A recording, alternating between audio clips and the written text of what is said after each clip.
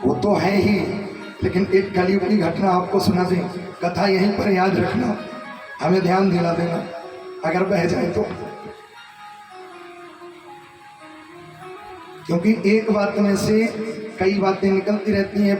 जैसे पेड़ होते हैं ना, तो कई शाखाएं, कभी इधर की शाखा पे चढ़ जाते हैं तो कभी उधर की, भूल जाते हैं कि जड़ कहां से कहां चले थे। याद रखना। एक बार शिवाजी को सब जानते होंगे, नाम सुना है?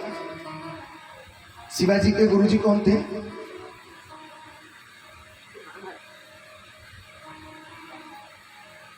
शिवाजी के गुरुजी थे रामदास जी।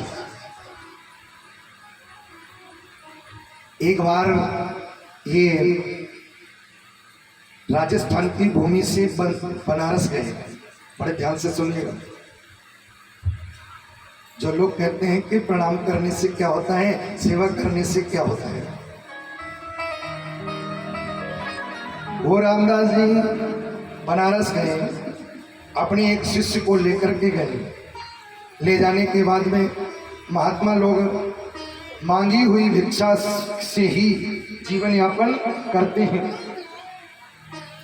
शिष्य को भेजा, जाओ 5 घर मांग लो। सन्यासी को जब दीक्षा दी जाती है तो उसे ये भी कहा जाता है कि एक घर के दरवाजे पर जितनी देर में 6 गायत्री हो, उतनी देर एक दरवाजे पर खड़े होकर के भिक्षा मांग। अगर न कोई दे तो अगला घर देखो।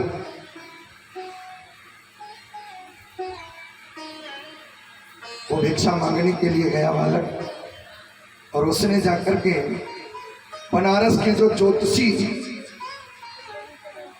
ज्योतिष में प्रवीण थे, उनके दरवाजे पर गए, जिनका नाम था पंडित जगन्नाथ मिश्र। मस्तक देखा, पूरा जीवन बता दिया। ऐसे विद्वान ज्योतिषी के द्वार पर खड़े होकर के उस सन्यासी ने भिक्षा मांगी।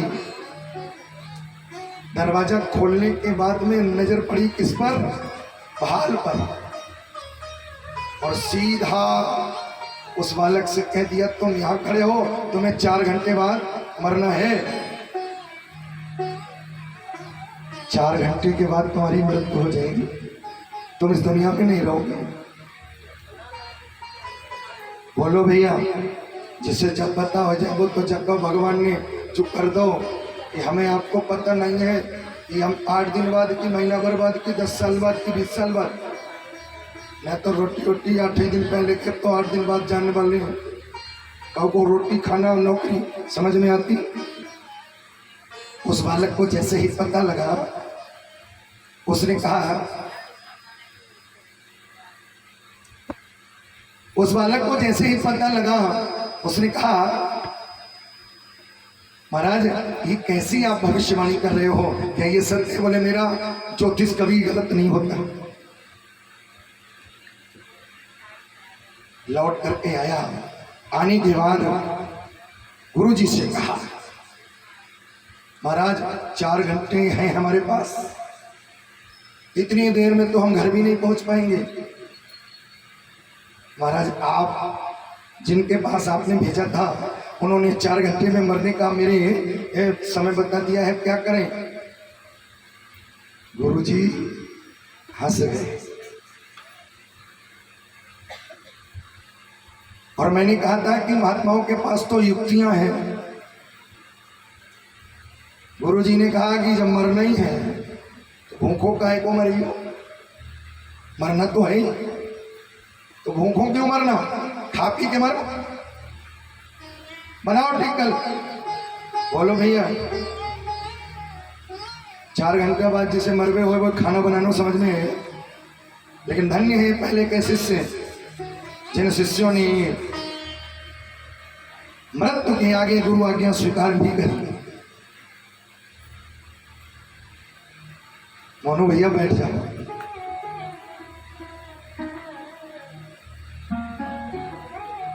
उन्हें गुरुजी ने कहा कि चलो बनाओ टिक्कर। गुरुजी की आज्ञा शिष्य बनाने लगा। गुरुजी को पवाया, गुरुजी ने पाया। अब चेला से कहा तुम भी खाओ। कहा महाराज हमारे गले के नीचे नहीं उतरेगा। जबरदस्ती ठूस ठूस करके गुरुजी ने उसे भी खिलाया और अब कहा आ जाओ चरण सेवा करो। बज गए 3:45 और 4 बजे मरना है। ठीक 4 बज गए, मृत्यु देवता दरवाजे पर आकर के खड़े हो गए। कब ये हटे और कब हम इसको लेकर के जाएं। 4:30 बज गए, 5 बज गए, 5:30 का टाइम हो गया, 6 बज गए, 6:30, 7 बज गए और अंत में मृत्यु देवता ने समर्थ गुरु रामदास के हाथ जोड़े। जिसका गुरु इतना समर्थ हो उसे कौन ले जा सकता है। टाल दी मौत। ये किसका प्रभाव था? चरण सेवा का। रामदास जी ने कहा जाओ अब फिर उन्हीं ज्योतिषी के दरवाजे पर भिक्षा मांग करके लाओ। और वो ज्योतिषी के दरवाजे पर भिक्षा मांगने के लिए गया। जैसे ही दरवाजा खटखटाया वो निकल करके जैसे ही आए और दरवाजा खोला, एकदम होचक्के रह गए। तुम जिंदा? कैसे? किसके शिष्य हो? महाराज मेरे गुरुदेव का नाम है रामदास जी। और कथा ये कहती है, कहानी ये कहती है, उस दिन रामदास जी ने सूर्य भगवान को अर्घ्य नहीं दिया। उठाया जल का लोटा और रामदास जी के नाम से उस सूर्य को अर्घ न दे करके आज रामदास जी के नाम का अर्घ दिया और देख करके कहा जिसका गुरु इतना समर्थ हो वो केवल रामदास नहीं, आज से उनको लोग केवल रामदास नहीं समर्थ गुरु रामदास कहेंगे। समर्थ गुरु।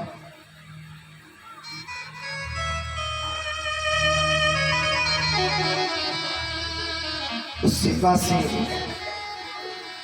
ये कहीं किसी और युग की बात नहीं है, 400-500 साल की बात है। इधर वो वैश्या निकल करके आई, यहीं पे थे।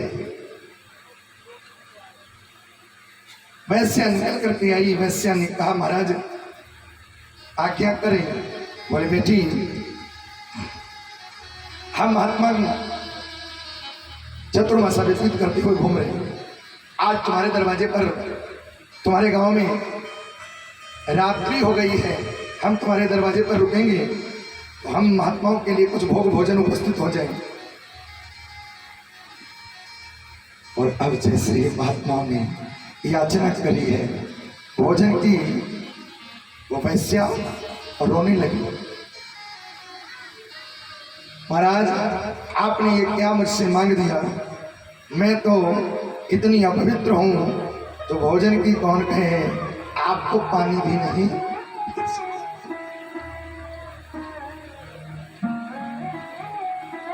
जल भी नहीं दे सकती महाराज।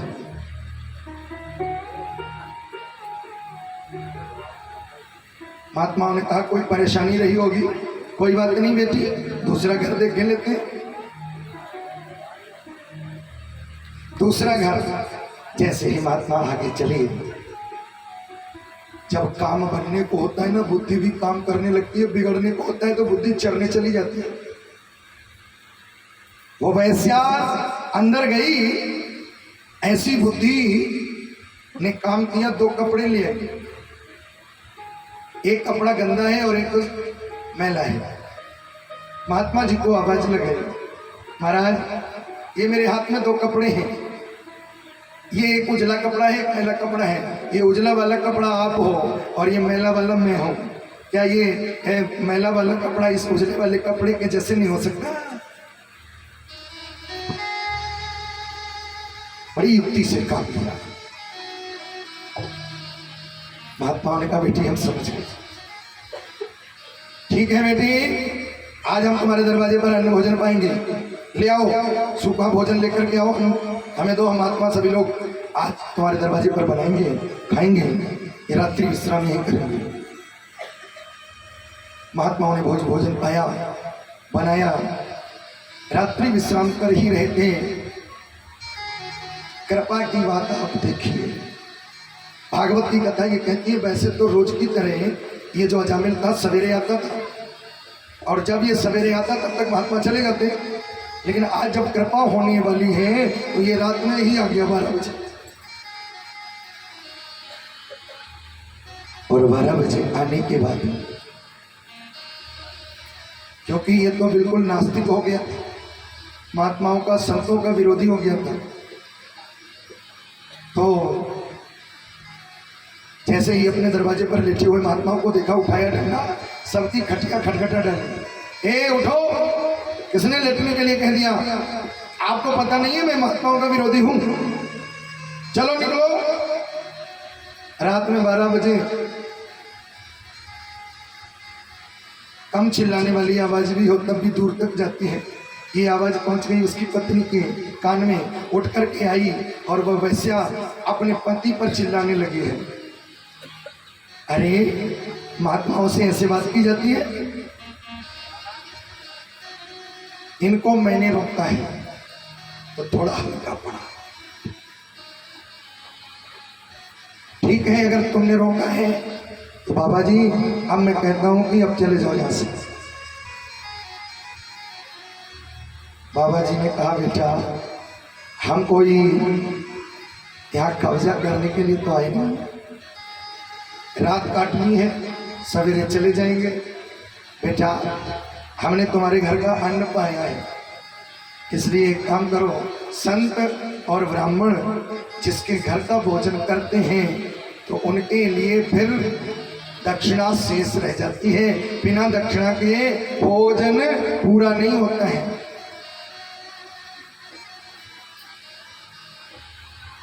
इसलिए अब हमारी भोजन की दक्षिणा दे दो, हम जाते हैं।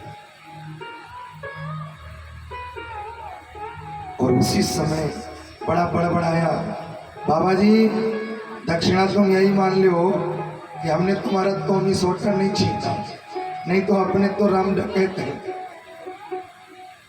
दक्षिणा यही मान लो कि हमने तुम्हारा तोमी सोटा नहीं छीना। अच्छा, महात्माओं ने कहा बेटा हमें किसी रुपए पैसे की दक्षिणा की उम्मीद नहीं है। फिर बोले तुम्हारे कितने बेटा हैं? बोले हमारे बेटा हैं 7, हमारी दक्षिणा बस इतनी है। अब की बार जो तुम्हारा बेटा हो उस बेटे का नाम तुम मेरे कहने से नारायण रख लेना, बस यही हमारी दक्षिणा हो जाएगी।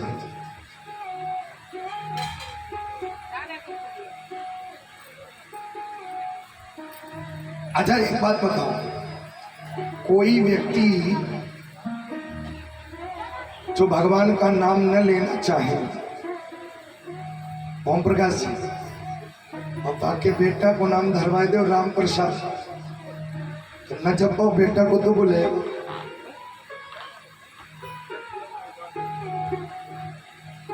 महात्माओं ने भी कह दिया तुम ऐसे नहीं जपोगे, ऐसे तो जपोगे।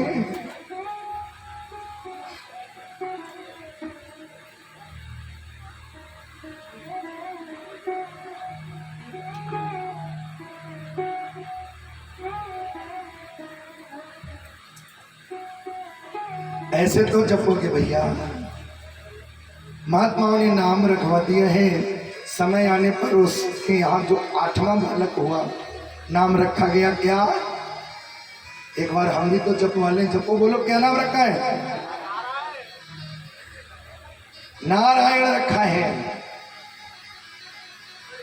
और नारायण रखवाने के बाद में महात्मा तो चले गए, समय आने पर बेटा पैदा हुआ, नाम रख लिया है नारायण।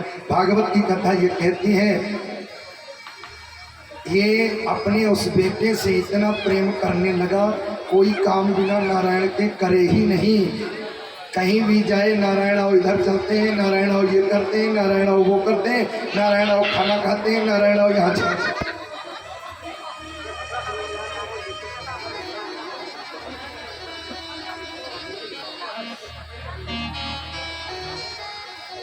बोली भक्त वत्सल भगवान की।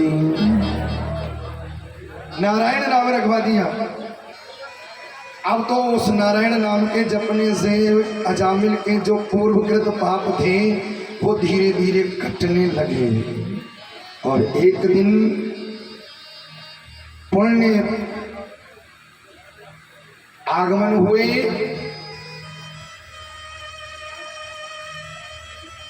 तो एक दिन ये मरने लगा, अंतिम समय आया।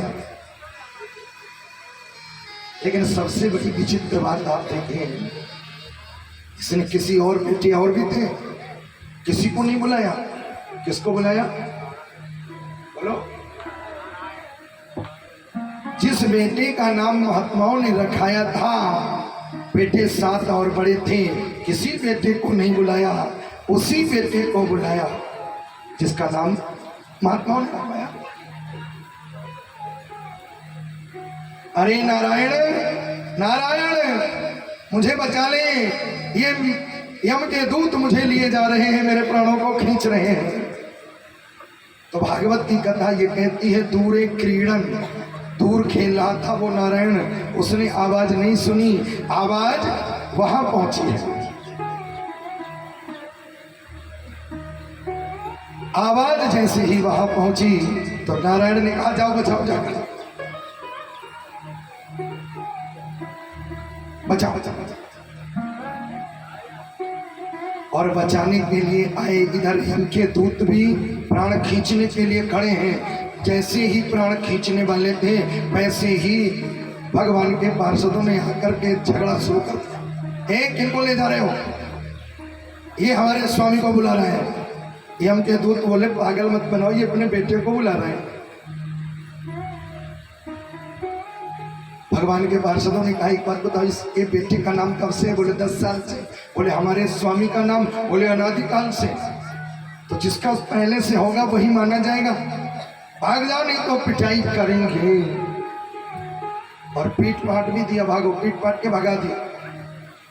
यम के दूत गए यमराज के पास में, महाराज पहले निर्णय कर लिया करो किसको लाएं किसको न लाएं। वहां एक बार जो नारायण कह लेता है वो वैकुंठ का अधिकारी हो जाता है। और देखो हम लेने के लिए गए, हमको पीट के भगा दिया गया। तो पहले हमें बता दिया करो वो नारायण नारायण कर रहे हैं। यमराज बोले धीरे से बोलो, नहीं कहीं जो नरक में पड़े हैं उन्होंने भी नारायण जपना प्रारंभ कर दिया तो अपना तो खजाना खा लिया। धीरे से। अच्छा महाराज आप ये बताओ किसको लाएं किसको न लाएं? यमराज ने कहा उस व्यक्ति को छूना मत जो भगवान की कथा में बड़े ध्यान से कथा श्रवण करे। लाना किसको है? बोले जो कथा में बैठ के बात करे। कोई रियायत नहीं उसके लिए। हमें एक ही बात नहीं समझ में आती है, 24 घंटे मिलते हैं महिलाओं को, 3 घंटे के लिए कथा में आती हैं, पूरी की पूरी बातें पंडाल में ही निचोड़ देती हैं। अरे भाई 20 घंटा आपको घर में मिलता है, पूरा का पूरा जो भी करना है 20 घंटे में करके आ जाओ। कथा में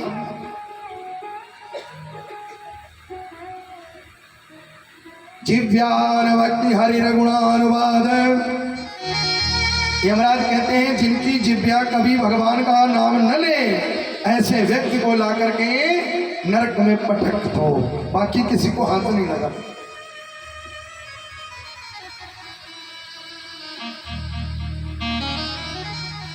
और इधर अजामिल ने जब ये दृश्य देखा कि मैंने तो अपने बेटे को पुकारा, लेकिन झूठ मूठ में ही बेटे के नाम लेने से आदमी नरक में जाने से बच गया।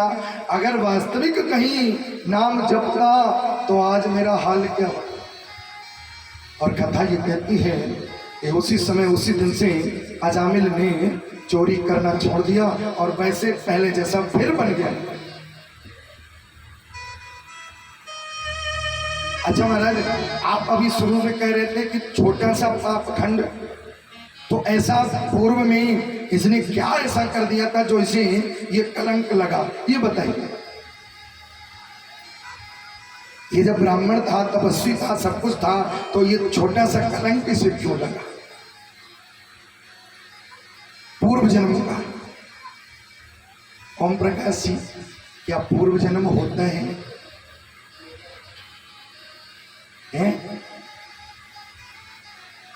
कुछ लोग कहते हैं तो सब कल्पना है। एक महात्मा के पास में ऐसे ही एक व्यक्ति गया और उस व्यक्ति ने जाकर के महात्मा से कहा कि महात्मा जी, आप लोग ये सुनाते हो कथाओं में कि पूर्व जन्म पूर्व जन्म पूर्व जन्म, मेरी नजर में तो ये कुछ नहीं होता, आपकी नजर में पूर्व जन्म होता है?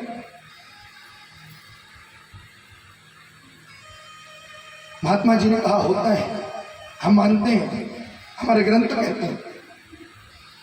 तो उस उद्दंड ने कहा कि आप अगर मानते हो तो ये बताओ, पूर्व जन्म में आप कौन थे?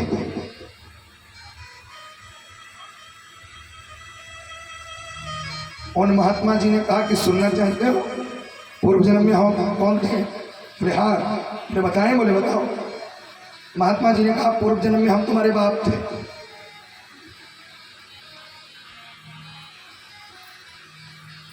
उस आदमी से भी नहीं रहा गया, उसने कहा ये हो ही नहीं सकता, पूर्व जन्म में आप हमारे बाप नहीं हो सकते। फिर बोले आप हमारे बाप नहीं, हम आपके बाप थे। महात्मा जी ने कहा कोई किसी का बाप हो न हो, लेकिन ये तो तुमने स्वीकार कर लिया कि पूर्व जन्म होता है। होता है। बोली वृंदावन बिहारी नगर। पूर्व जन्म में ये कौन था? तो आज कहे हैं ये महाराज पूर्व जन्म में भी एक ब्राह्मण था, तपस्या त्रैकालिक संध्या करने वाला था।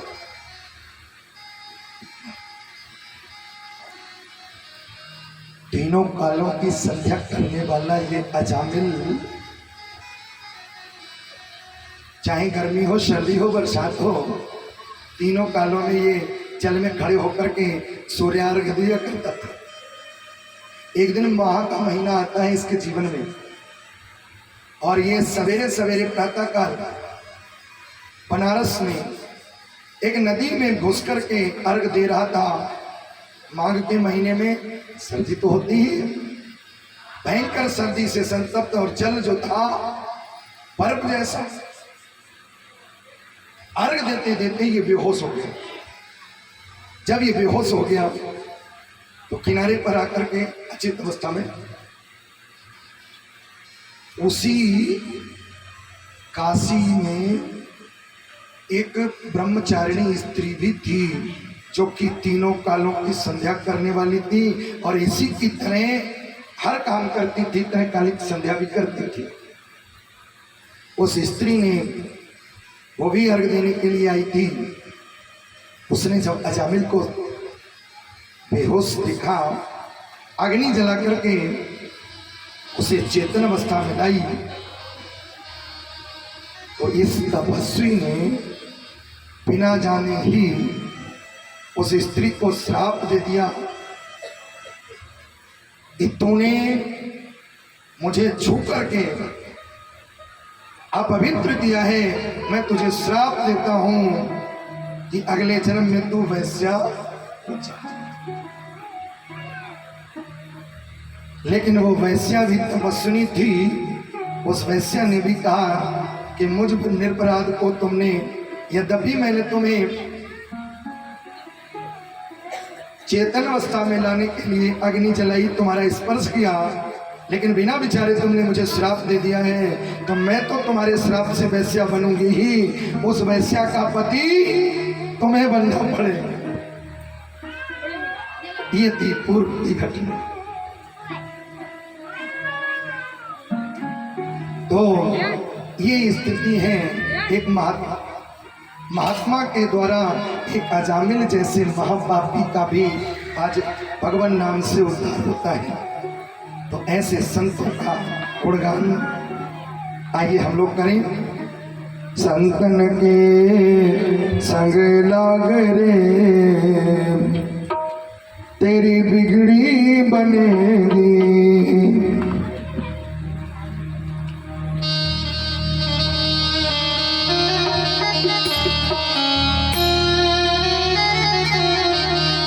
बिगड़ी बनेगी तेरी अच्छी कटेगी।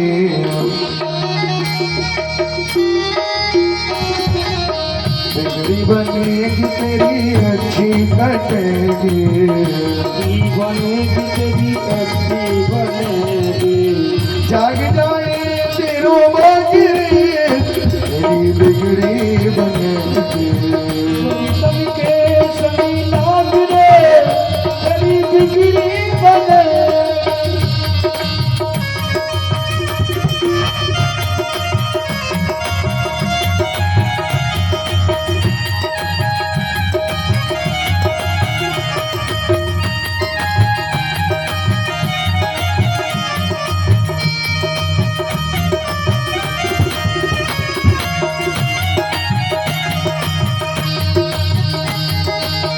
संतन संगे करी पुण्य कमाई।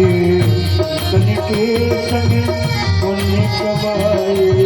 संतन संगे करी पुण्य कमाई। तन के संग पुण्य कमाए। जाग सके तो जाग रे एक बिगड़ी बने। जाग सके तो जाग रे तेरी बिगड़ी बने।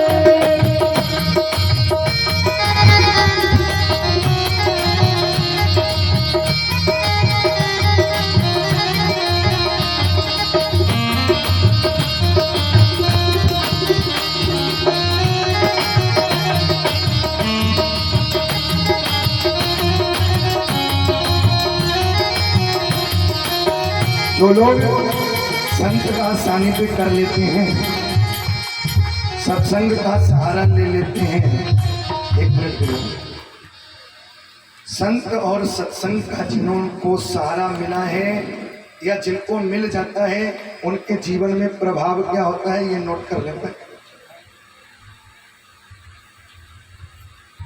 ओम प्रकाश सिंह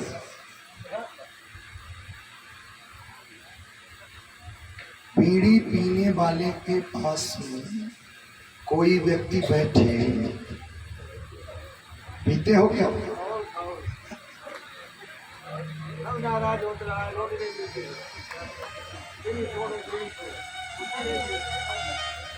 वो एक कहावत है, कोई व्यक्ति कह रहा था रामा रामा हरे हरे तो बीड़ी पियो।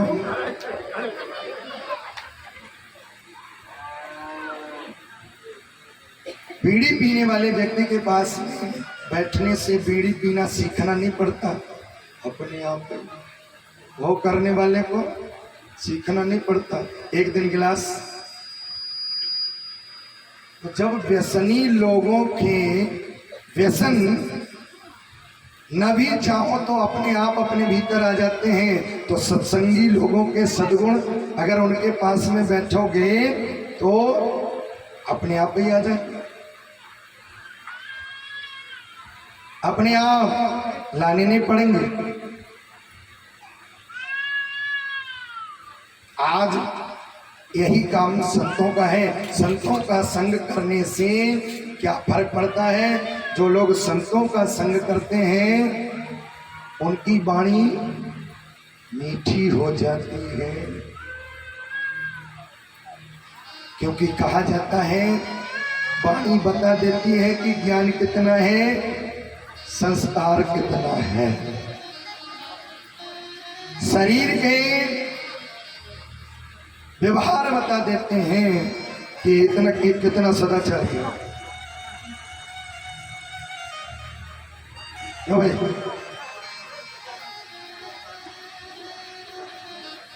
और संत करते भी यही है। महात्माओं के पास जाने से क्या मिलता है? एक हिरण का बच्चा